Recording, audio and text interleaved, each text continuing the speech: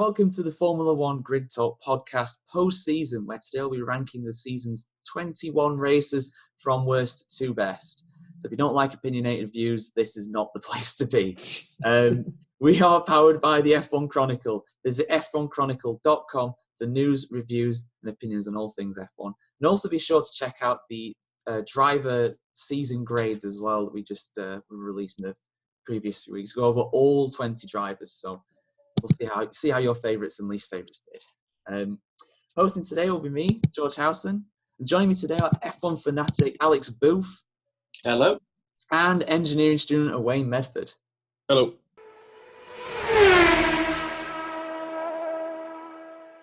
Thank you for joining us, lads. Really do appreciate it.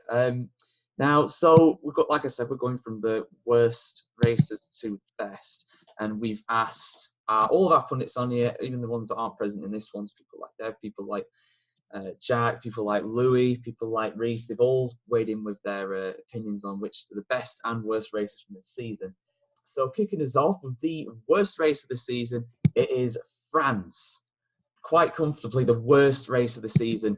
And Alex, I think it's not just because the race is bad. It's also because the track is just so dull. Yeah, it's ever since the announcement that the French Grand Prix was going back on the calendar, there was an outcry that it was at Paul Ricard and not Magny-Cours. I didn't think the 2018 race was that bad, but the 2019 one, I mean, to me, there's no such thing as a dull Formula One race, in my opinion. But that was about as close as you could get, I think, because there wasn't much happening in it at all. Normally, when you see a processional race, there's usually battles in the midfield that you can look at, or it starts to become interesting. In that race, there was hardly any action from lap one to the final lap. It was just really a drab 2 hours of television.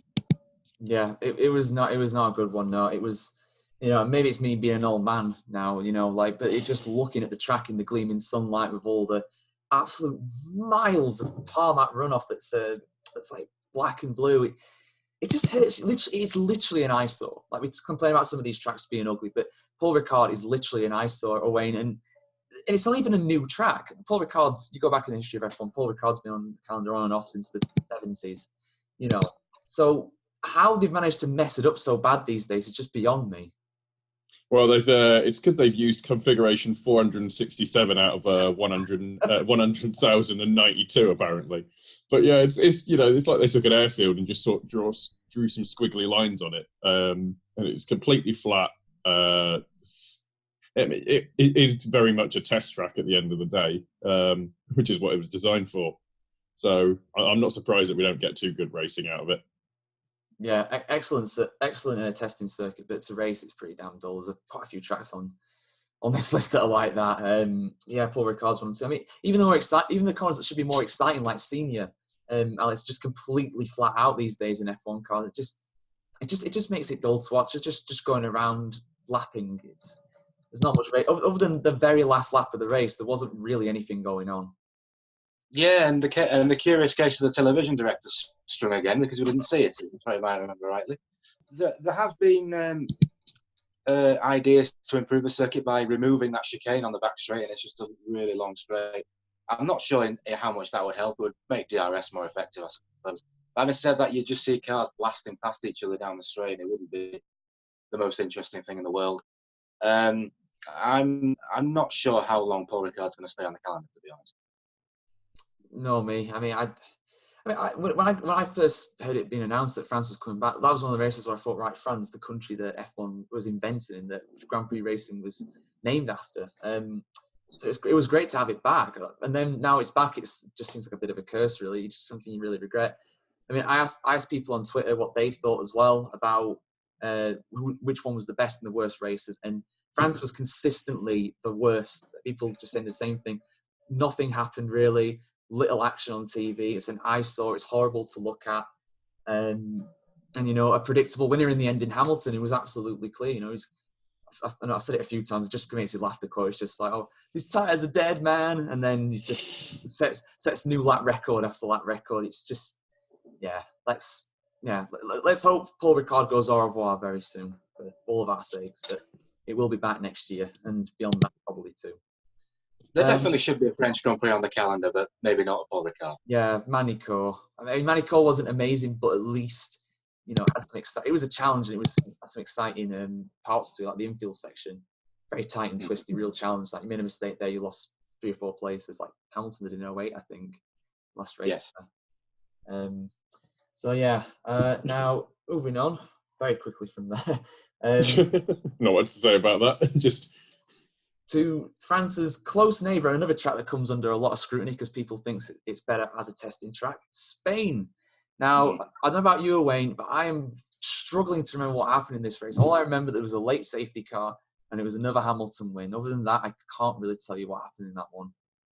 Yeah, it's been fairly well documented. Well, fairly well documented of why Spain doesn't have the best of racing action. I think there's probably its best moments have come in sort of probably 2012, and then maybe was it when Schumacher at the time got stuck in one gear. He got stuck in fourth, like 1996 or something like that. 94 and 1996 as well in the wet. But most of those races, the thing they had in common is that they were the old layout without the chicane at the end. The track had much more of a flow back then, and now, as a venue, it's brilliant to go to. I've been to it. I'm glad it's on the calendar for next year in terms of fans and stuff. It's a brilliant event to go to, but to watch it on the TV, it's not very good. No, which is a shame, to be honest. But as has been said by many people in the past, the fact that they use it for testing means that the teams already kind of know what's going to happen. Not know what's going to happen, but they've got so much data on that track that, it's a good testing track, but they could go other places in Spain. You know, it's not like there's not other circuits that they could use and still keep Catalunya as a testing track because it's got that mix. So I think they should drop it from the calendar. So you see the cars lining up 2 by 2 at this point because they've got so much data. Yeah, I don't think they should drop it. I think they should keep it on the calendar, but they shouldn't have it as a testing track. It's a very good testing track, but there's other ones they can go to. You know, they've got Jerez, they've got. I think it'd be better if they just did it in they did it at Bahrain ages ago, because Bahrain's never going to be cold. Remember a couple of years ago when we had the beast from the east and it was snowed off for like 3 or 4 days, like it was a mess. So I don't think Barcelona should be. I mean, that was a freak occurrence, but it can happen again. I can see reasons for going to Catalonia because it's cheap, honestly. It's not like you have to ship things across the world. You can just drive there fairly easily. So I can understand using Catalonia, and I think it's probably it'd probably be better just as a testing track, I think. That's fair enough. What do you think, Alex? Do you think that Barcelona should stay on the calendar like it has done, or do you think it should just be a testing track? Yeah, I personally believe it should be a testing track. My actual belief is I don't think any circuits that F1 teams use for testing should be circuits that they race on, because that would get rid of that. They could test at somewhere like Estoril in Portugal or something like that. Yeah. It's not used for a Grand Prix anymore. I think Barcelona is kept on the calendar because it's in Barcelona. It's a world city. There has been talk by Liberty recently of it moving to Jerez. No. And again, that circuit's a bit too small for F1, I think. But going back to the race this year, there was a bit of action. I think Lance Stroll and Lando Norris collided towards the end. That was probably the only real standout moment of that race. But that was one more standout moment of Paul Ricard. It had one. Yeah, it had one that wasn't just a flat record or something. It's not a good circuit. I do agree with you. I do think that tracks that we have on the calendar ones we use for testing should not be on the calendar. Estoril will be a good one.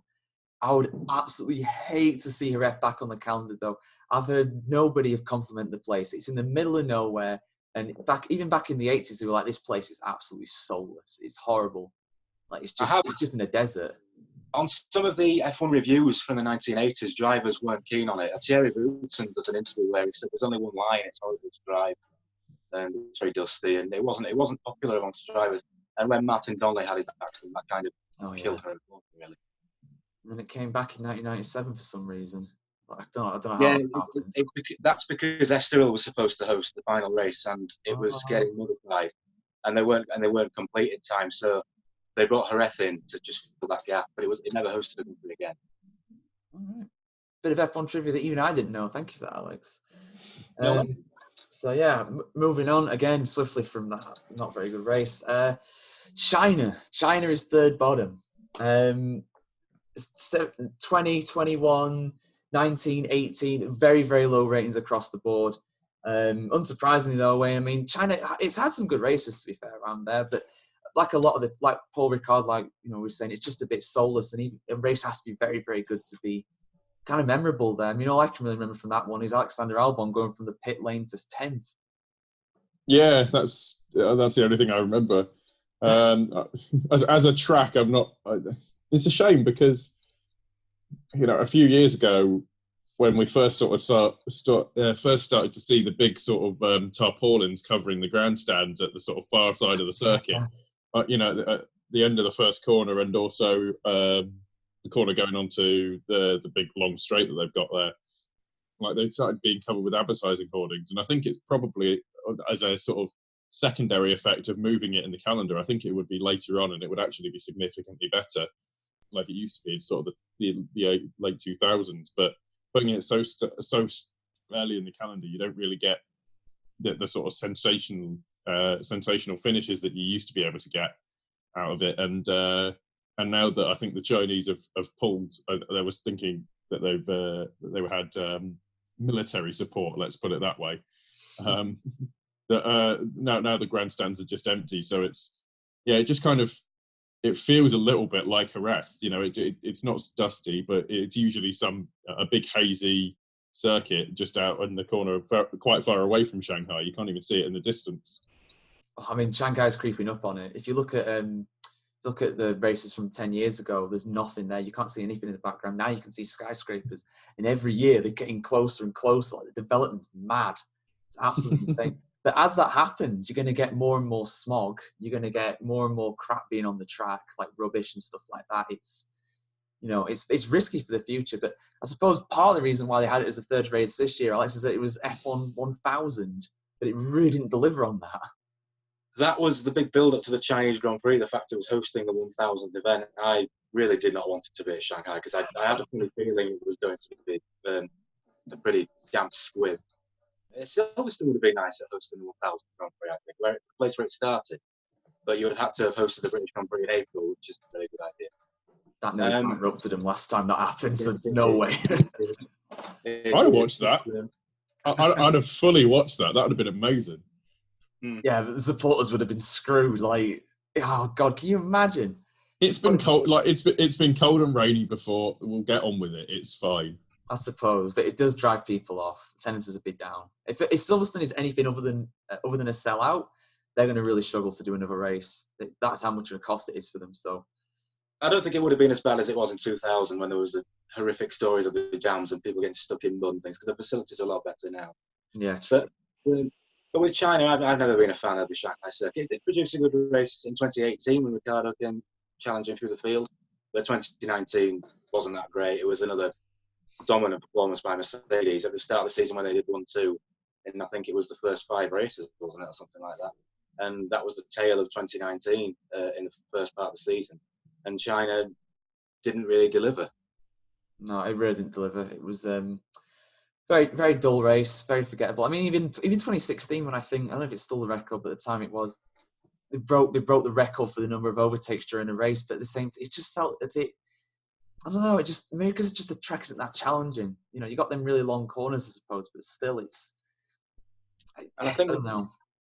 And I completely agree with Owen about the tarpaulin over the grandstands. I think that just shows like the lack of interest from the spectators there. You've got one of the biggest cities in the world in China, the biggest population in the world as well. And there's not that much interest there. But of course, they're always going to keep it going because they don't want to lower their standing on the world stage. It's not like India where it's like there's no interest, it's costing us money, let's get rid of it. China will always keep that race going. 2 people could go. They still keep the race going. They still pay for it. It's just frustrating when venues like that are on the calendar, and you've got places like Mexico where you see the grandstands absolutely packed, and races like that are threatened. And that's one thing that really does frustrate me. And races like Germany, where we'll obviously get onto that one, where you can have some amazing races, and they don't have a spot on the calendar next year. Again, it's not the first time off the calendar. It's frustrating. It's very frustrating to say the least. Speaking of frustrating, Abu Dhabi, 18th on our list. Last race of the year, nothing really to play for. But as usual, away in a pretty dull one in Yas Marina this year. Yeah, I honestly found that the most exciting part was probably the technical difficulties, to be honest. But apart from that, it was just kind of, it's one of those races. It was totally dominant performance by one team, as you typically get, and it's unless you have a race finishing there, sorry, not a title race finishing there, it just doesn't. There's no other appeal, I don't think.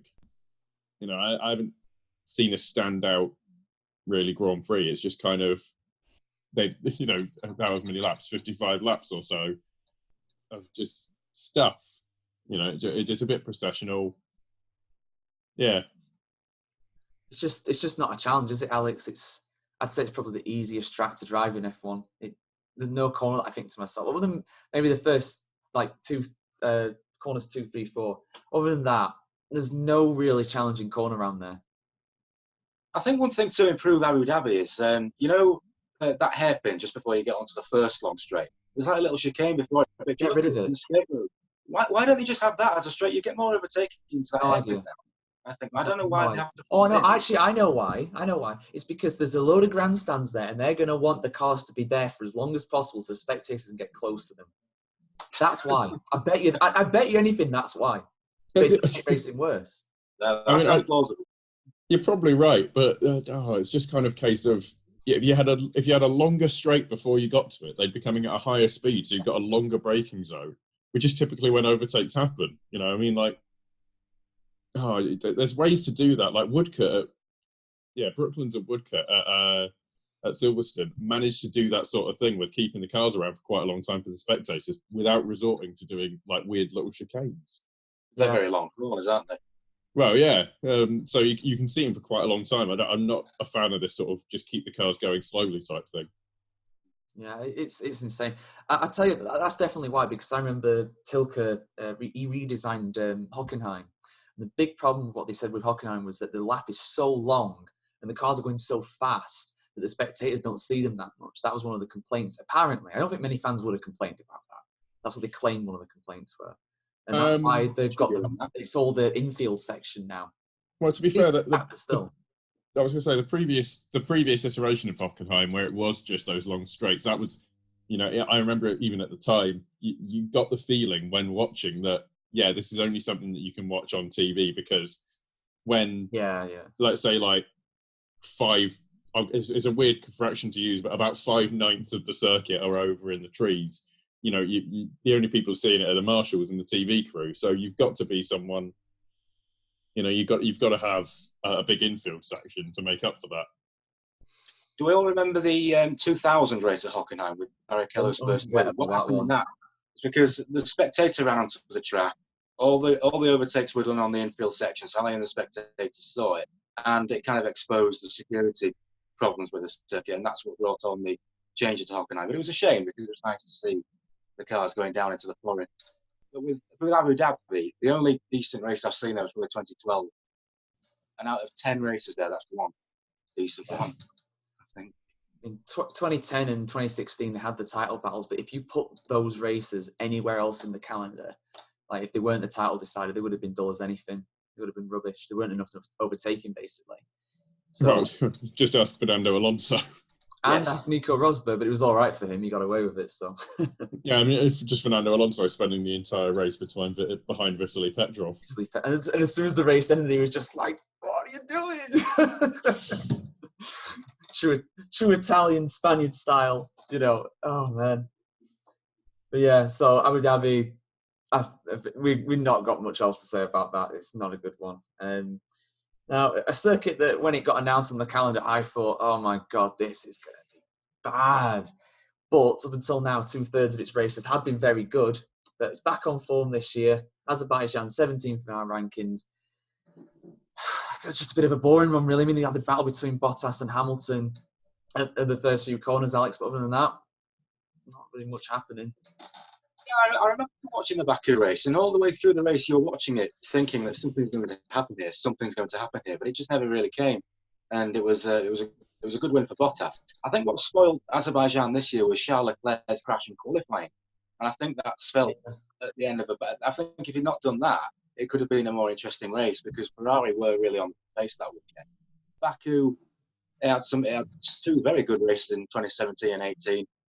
As you mentioned, when it came on the calendar, you said it was going to be bad. And the 2016 race was bad. That was a pretty poor race. I don't think 19 was as bad as that. I think the 19 race was not. It was okay. It wasn't a great, but I don't think it was particularly dull. There was a bit of action going on, but it just never really came. What you expected to happen didn't. It's one of them races that I think we as like real like proper full-on F1 fans, you know, we'll watch every race. We can enjoy. We can think, sorry, it's all right. But for the neutral, I mean, it's not one that you know kind of entice you to watch the sport regularly. No, it's you know, there were two good races in 2017 and 18. As we say, but it just felt because of coming off the back of those, going into 2019, you spent most of the race just thinking, is it going to when's it going to kick off? Like, it felt like something was going to happen, and it was the only way I can describe it is about 90 minutes of foreplay. Like, just no action at the end. Yeah, just never really got into it, I'm afraid, which is a shame. So it was just, yeah, that was the issue with it. It just never really got going, which is a shame because it do feel like it's one of those. You know, I've seen on sort of Reddit and things like that. Yeah, there is a bit of covering up going on for some of the properties that haven't maybe had some of the buildings around that haven't maybe had the investment they need. But it's a stunning location, and it's one of those ones where actually I would quite like to go. And I don't get that from China, and I don't get that from France or anything like that. But I do look at Azerbaijan, and as a race, it wasn't great. And I think, yeah, it's a good race that I'd actually like to go to. You know, assuming the racing would be good. It's a proper street track at the end of the day, which is something that we don't have that much of. A lot of the street circuits we have in F1 now are just, they're not really streets. These are. So, and it has produced great races. Just this year was a bit of a miss. You can get that with street races sometimes. I mean, it's hard to overtake around them usually. Also, you don't always usually have whacking great straights, something like you do with Azerbaijan, but still, there you go. So another race that this one just consistently does not deliver. Russia, 16th.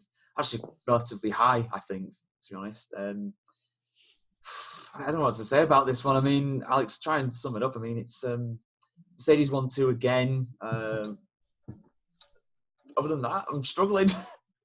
Well, Russia this year was memorable for the inter-team squabbling at Ferrari because Vettel refused to play ball with the team orders, and that well, inadvertently because his MGUK failed. That ruined Leclerc's race because the safety car came out and then they brought Leclerc in and that dropped him behind Bottas. So that was one of the races that Ferrari really threw away. And I think had that not happened, we might have held Russia a bit in higher regard this year than we did. But yeah, Sochi, I think 2015 wasn't such a bad race. But since it came on the calendar in 14, I remember, before Grand Prix weekend on YouTube when the F1 channel does like the top 5 moments of that, and I was thinking to myself, oh, the big 5 top moments at Sochi. So I think they were reaching with that one, weren't they? I think they managed to get 5, but it's just like, other than that, what's happened? What's happened? In 7.5 hours of racing. Imagine on the first hour that the first race that they did, they were like, "Oh man, that was a pretty good pit stop. Let's put that in." Yeah. It's just a marketing event for Vladimir Putin, I think, the Russian Grand Prix. Of course, it is. I mean, he's the one. He's handed out the prizes every year. I think he's handed the trophies out every year on the podium, all of them. I think that tells you all you need to know, really. It's his first event. As much as it's a puppet event, I do actually like the idea that you actually get the prime minister or whatever of the country or the president of the country to hand out the trophies. You don't see it very often, which is a shame. Yeah, I understand that. That's true. Yeah, I mean that's something. But as a track, I think we can all agree away. Sochi's. I think it's the worst one in F1, quite comfortably. What do you think? Well, it's got a 90% approval rating for 90-degree corners, so it's all good. Oh, God. Just it is as well, actually. Other than the horseshoe, every corner is a right angle. Yeah, it's just like, yeah, well, or near enough a right angle, which is a Pretty shame. much, It's like they built it in America. Like, yeah. I mean, it is a cool location in a way. You know, it's the Winter Olympic Parks from 2014, but you don't have to have a F1 venue round there. You don't have a F1 venue in West Ham's ground, the Olympic Stadium here. Like, you know, it's. I was really hoping you'd use the Chinese Olympic Park because they do actually have a Formula E circuit there. Oh, did they? Oh, it was Yeah. that senior. What was it called? It went with an S, I think. I don't know that. I just know Formula E had a track around there at one time, but. Oh no, I never knew that. Wow. Anyway, yeah. So Russia, get it off the calendar for all we care. But like China, it will not go. I don't think anytime soon. I think now Bernie Ecclestone's gone and it's now Liberty. I'm not sure Russia has much of a future now. There has been rumours that it won't be on the calendar beyond 2020. So your prayers might be answered, George. Fingers crossed. Another track that gets a lot of criticism, I think somewhat unfairly so. Australia got 15th this year, the Australian Grand Prix. Now, I mean, I think it's a little harsh, to be honest with you. I thought the race was all right. I mean, I remember watching that and thinking, you know what, not bad. I mean, not amazing. Yeah, it didn't blow me away, but. I mean, like, you know, Stroll got a decent finish there. Verstappen and Hamilton were battling. Haas had more pit stop drama. I mean, there's quite a lot going on, to be fair, Alex. I think that's a bit harsh from our pundits, but there we go. Yeah, Australia probably wasn't the opening that we'd have wanted to see, but it wasn't a bad race. It certainly wasn't a bad race. I mean, I think my most vivid memory of it is the start when Ricciardo, hometown favourite Ricciardo's front wing failed. Well, he didn't fail, he ran over the grass and broke the front wing. But Australia is still a great place as the opening venue.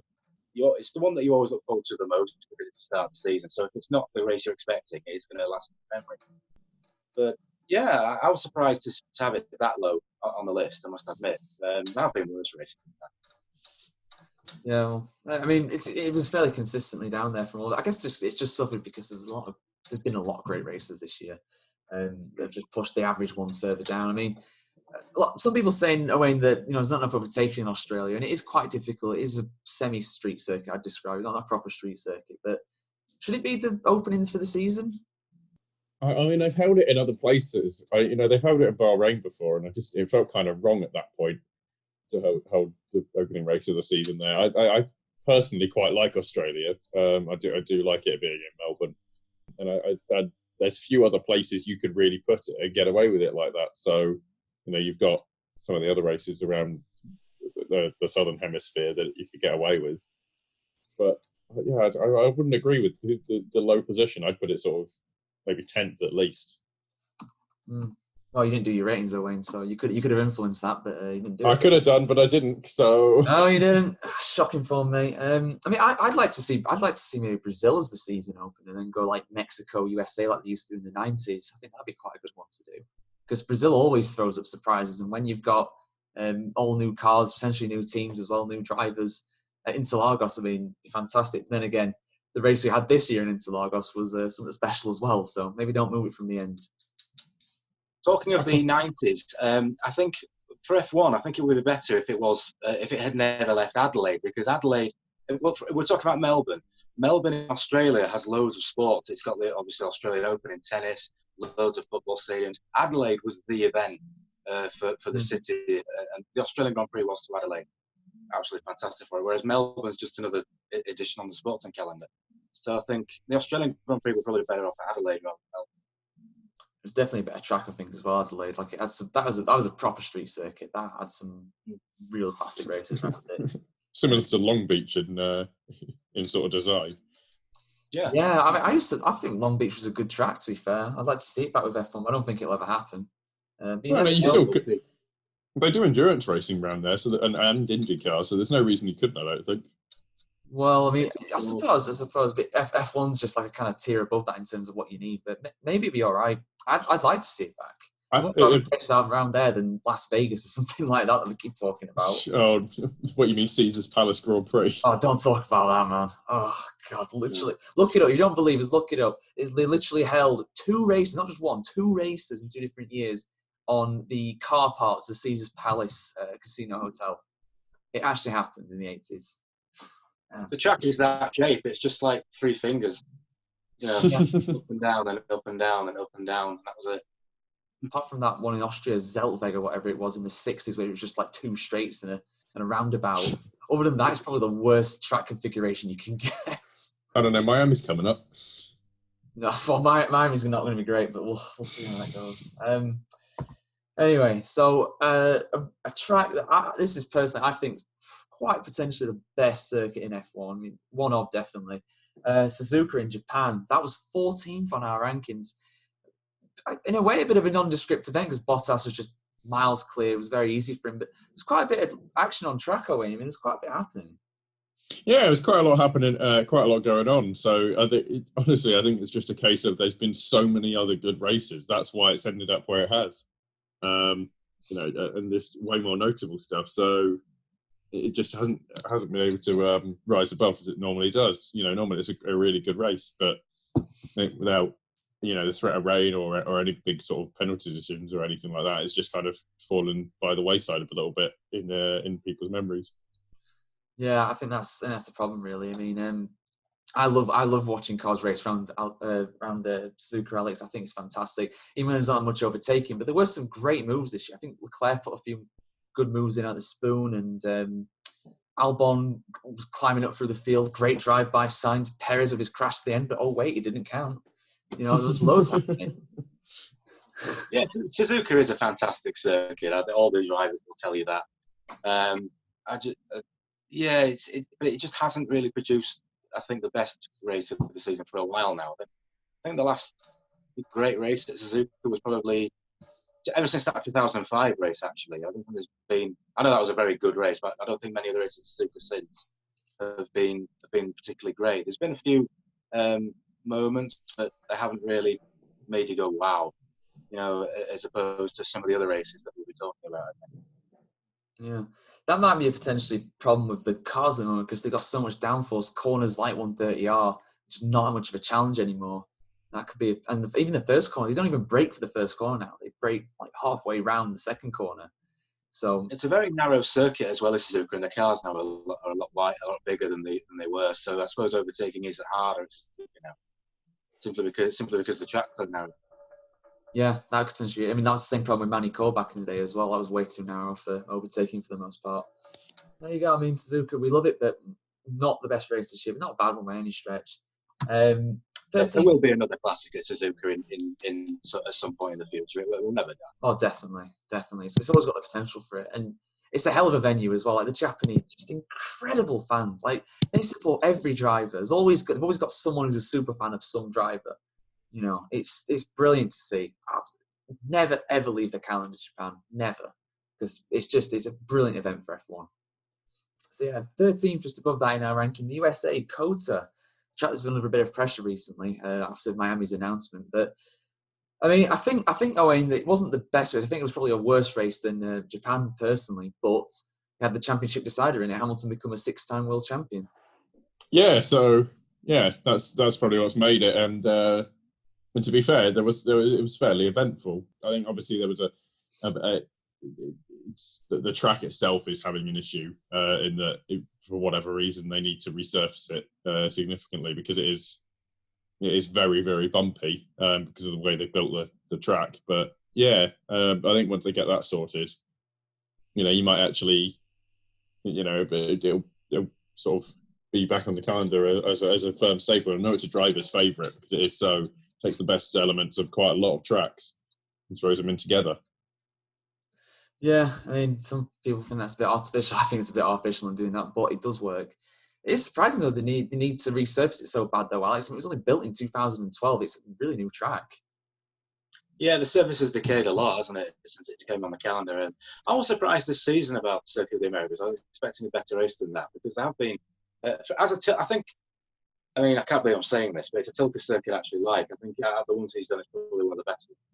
But yeah, it was a bit like Azerbaijan, really. It just didn't quite. It never really got going. But I think we just remember it purely because Hamilton clinched the title there this year. Yeah, and even the battle between Hamilton and Bottas. It wasn't really much of a battle, you know. Hamilton was just letting him go through, just like screw it. I'll finish second. I still win the title. It's not going to hurt my race. Just let you go through, you know. So yeah, a bit of a dull one, but again, not the worst by any stretch. Next up, City, the Mexico City Grand Prix from next year, weirdly, because of some sort of licensing issue. I know, weird. But yeah, they finished 12th on our list. I mean, it could have decided the title, Owen. It would have been a lot higher on the list, I think, if it did. But honestly, a bit of a forgetful race for me. Other than the podium celebration, which were absolutely epic, and the fans, which are incredible, you know, the actual action on track wasn't too amazing. No, it was you know, there was a fair few overtakes or attempts at overtakes back into turn one, as we normally see there. But apart from that, it's not a standout. You know, I couldn't tell you any of the big things that happened, to be honest, off the top of my head. You know, it's just one of those things of, I mean, it should have been good, but yeah, it's just a bit sort of, you know, it's much better than some of the others where nothing really happened because of those overtake attempts. But it's still not stand out. You know, it's not one of the ones I'd say, yeah, this is the races that Formula One should be about. Yeah, it's definitely the races that it should be around. I mean, a lot of the action was off track in a way. You know, you had Norris with his pit stop blunder. I think Red Bull did a world record pit stop that race, and Verstappen with his qualifying controversy as well, Alex. It was very eventful off track, but on track itself, it was a bit spoiled by Verstappen. You know, his lap being deleted. If he started from pole, he could well have won it. Yeah, he could, and I think Verstappen again inadvertently, I suppose, spoiled the Mexican Grand Prix because his overtaking maneuver on Bottas from around going through the stadium set. It looked fantastic. Unfortunately, got a puncture from it. I think if that hadn't happened, we could have had a more interesting race there. But yeah, I think it was more of the action came in the pits rather than on the track in Mexico. But it's a great place for the fans to go. I don't want to sound like an old nostalgia, but I suppose in the 80s with the Peraltada corner, it's probably too dangerous now. But I mean, if you look at the 1990 race there, I mean, that's one of the best races of all time. But I don't think you get that on the current profile of Mexico now. No, there's been some incredible races there in the past. Like you said, 1990 was unbelievable. Berger in '86 with his one-stop strategy. It did have a lot of problems though. The old track, you know, it was very, you know, unbelievably bumpy. Like it used to literally break suspension just running down it. Albeit with the cars being a bit more fragile back then, but still. So yeah, I mean, obviously the Peraltada, I would love to see that on the track, the proper Peraltada, but it'd never happen now. It's way too dangerous. Like if you had a crash there, it'd be halfway across the city. Like the speed it'd carry through that nowadays would be unreal. Which would make it epic, but obviously if it goes wrong, then it goes very wrong. Probably they built a baseball stadium in the middle of the circuit after Mexico left the calendar the first time. So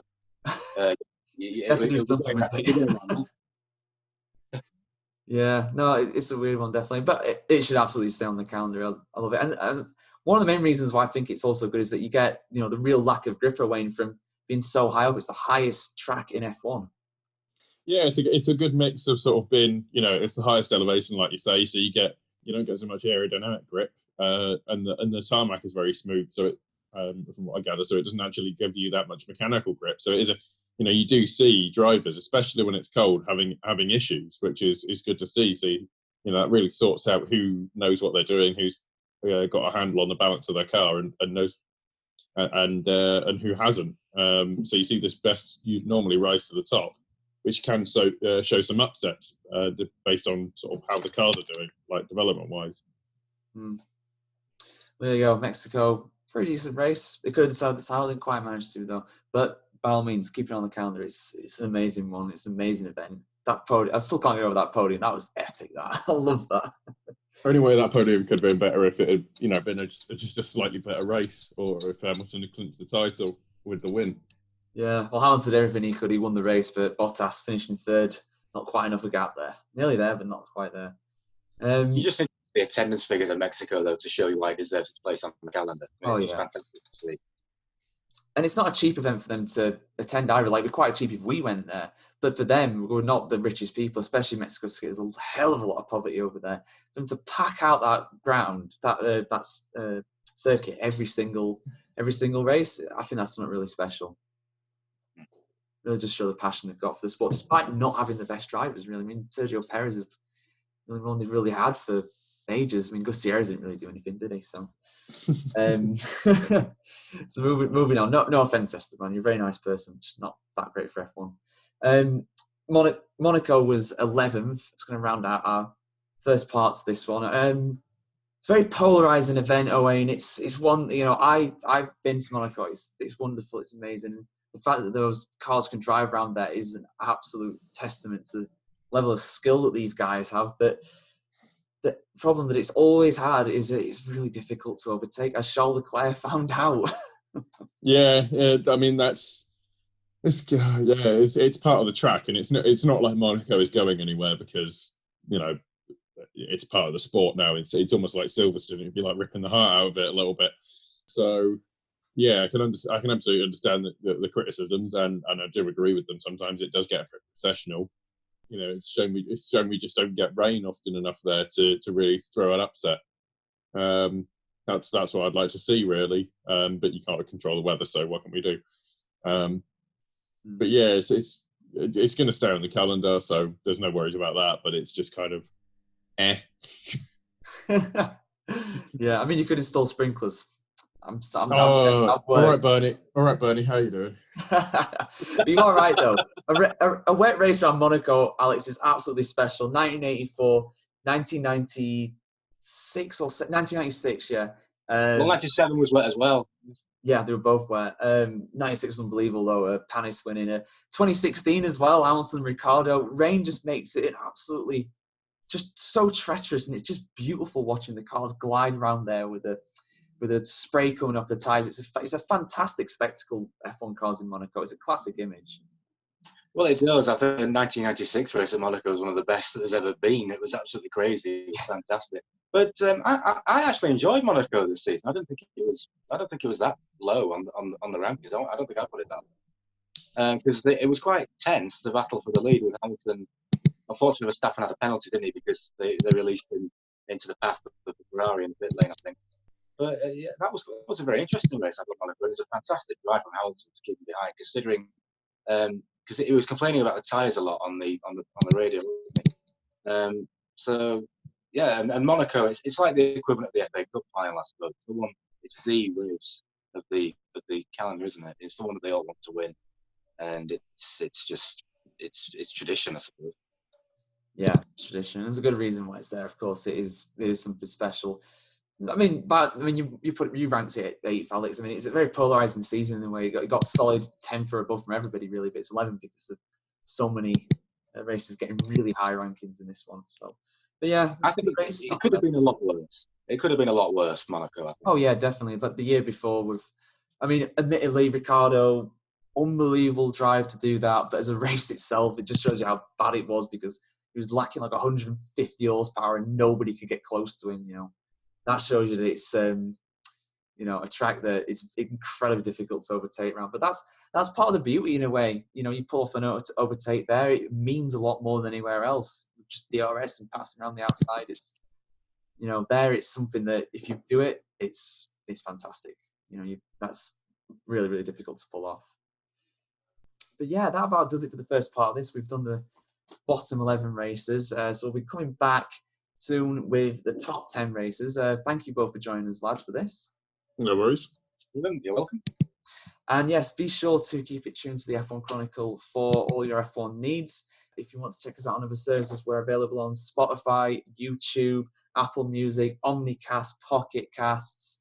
We also have a Reddit as well. Just search for the F1 new F1 podcast looking for feedback. If you don't like Christmas decorations in the back of your podcast on some streams, then yeah, just let us know. It's all right. I can take the fence. It's fine.